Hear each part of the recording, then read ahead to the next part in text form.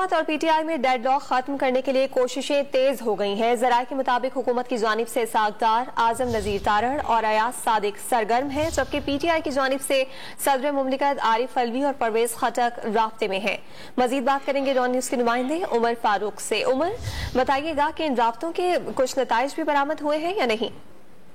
जी, हुकूमत और पीटीआई में डेडलॉक खत्म करने के लिए जो है कोशिशें तेज हो चुकी हैं और इसी सिलसिले में सदर मुमलिकत जो है वो लाहौर में मौजूद हैं और वो इमरान खान से भी मुलाकात कर चुके हैं और इसके साथ साथ अभी इस वक्त सऊदी परवेज इलाही के साथ उनकी मुलाकात जारी है। जराये का कहना है कि हुकूमत की जानिब से इसहाक डार, आजम नजीर तारण और अयाज सादिक सरगर्म है, जबकि पीटीआई की जानिब से सदर मुमलिकत आरिफ अलवी और परवेज खटक राब्ते में है।